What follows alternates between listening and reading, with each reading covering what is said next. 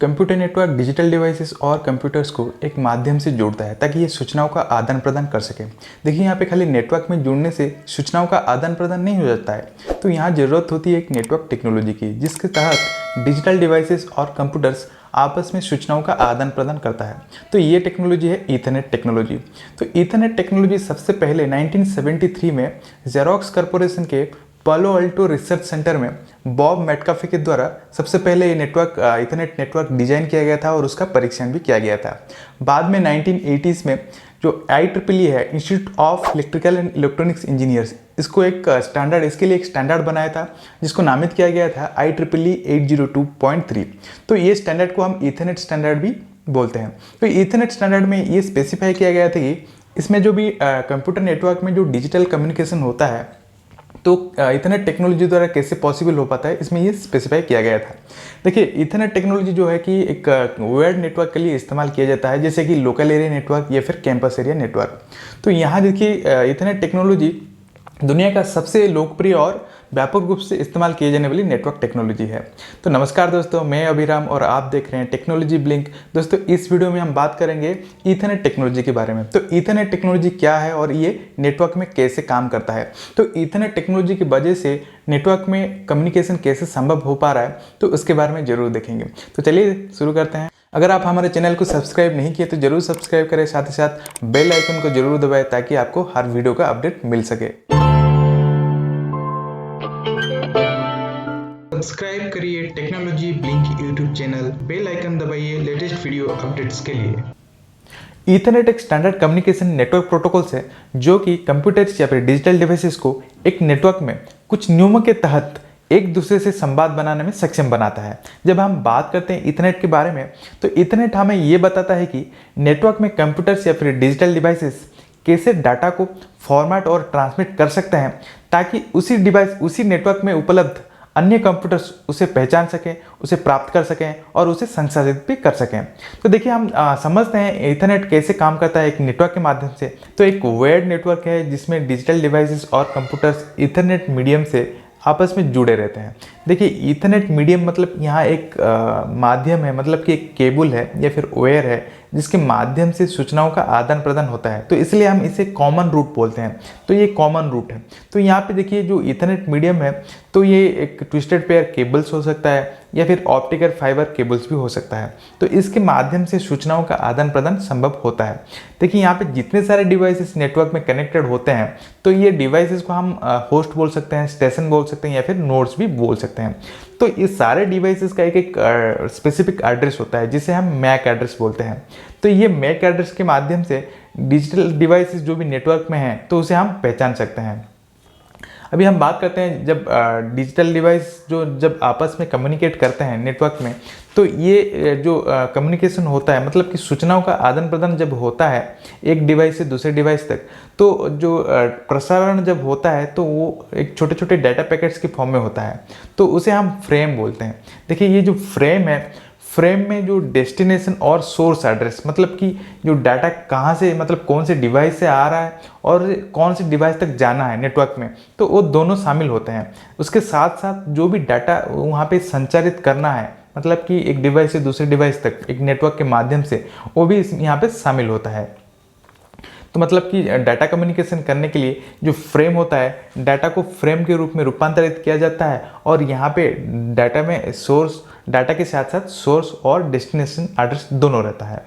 तो data communication एक network में कैसे होता है, देखिए यहाँ पे जब एक डिवाइस जो कि नेटवर्क में कनेक्टेड है एक दूसरे डिवाइस को जब डाटा भेजता है, तो वो डाटा जितने भी सारे डिवाइसेस एक नेटवर्क में होते हैं सभी डिवाइसेस के पास पहुंच जाता है, क्योंकि ये सभी डिवाइस एक कॉमन ईथरनेट मीडियम से जुड़े होते हैं। तो डाटा जब पहुंच जाता है तो प्रत्येक डिवाइस अभी यहाँ पे क्या करता है, उसको डाटा को फ्रेम के रूप में प्राप्त करता है। उसके बाद फ्रेम में जो डेस्टिनेशन एड्रेस होता है उसे जांच करते हैं। अगर ये उनका है तो उसे क्या करते हैं, डाटा को प्राप्त करते हैं और उसे प्रोसेस भी करते हैं। अगर ये उनका नहीं है तो डाटा को रिजेक्ट करते हैं।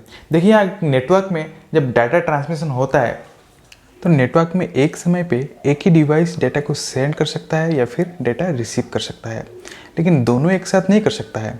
तो मतलब ये है कि कोई भी एक डिवाइस जब डाटा ट्रांसमिट करता है नेटवर्क में, तो ठीक उसी समय डाटा को रिसीव नहीं कर सकता है। तो यहाँ पे जब हम बात करते हैं डाटा कम्युनिकेशन के बारे में, तो नेटवर्क में एक डिवाइस सपोज डाटा ट्रांसमिट करना चाहता है, तो सबसे पहले ये डिटेक्ट करता है कि जो नेटवर्क में या फिर जो इथरनेट मीडियम होता है जिसे हम कैरियर भी बोलते हैं, तो वो उपलब्ध है या नहीं। अगर ये उपलब्ध है तो डिवाइस डाटा ट्रांसमिट करता है। अगर ये उपलब्ध नहीं है, मतलब कि एक दूसरे डिवाइस के द्वारा डाटा ट्रांसमिशन मीडियम में चल रहा है, तो उसमें क्या होता है कि डिवाइस को वेट करना पड़ता है। तो देखिए यहाँ पे जो डिवाइस जो डिटेक्ट करता है या फिर सेंस करता है कि इथरनेट मीडियम उपलब्ध है या नहीं, ये पॉसिबल हो पाता है एक प्रोटोकॉल के तहत।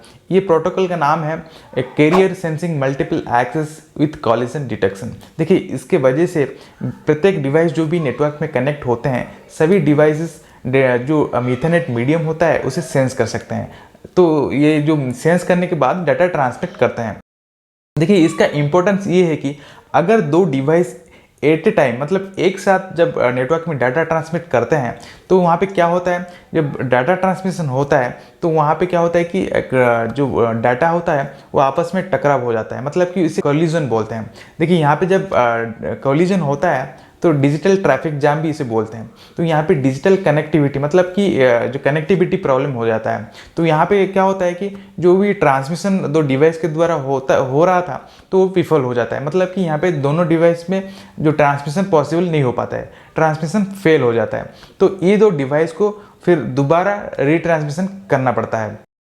तो देखिए यहाँ पे रीट्रांसमिशन करने के लिए यहाँ पे इथरनेट एक वेटिंग टाइप निर्धारित करता है, जो कि एक एल्गोरिदम के ऊपर डिपेंड करता है, जो कि आधारित होता है रैंडम डिले टाइप के ऊपर। जो ट्रेडिशनल इथरनेट है वो carrier sense multiple access with collision detection, ये जो प्रोटोकॉल है इसे इस्तेमाल करता है।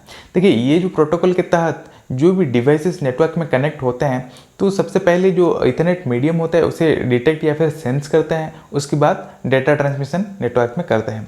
आजकल के जो न्यू फॉर्म में जो इथरनेट आ गया है वो इस टाइप के प्रोटोकॉल को इस्तेमाल नहीं करता है।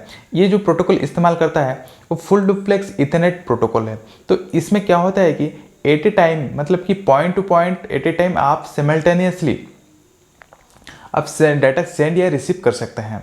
तो देखिए जब हम बात करते हैं इथरनेट टेक्नोलॉजी के बारे में, तो ये सबसे ज़्यादा लोकल एरिया नेटवर्क और कैंपस एरिया नेटवर्क में इस्तेमाल किया जाता है, मतलब कि एक वायर्ड नेटवर्क में ये इस्तेमाल किया जाता है।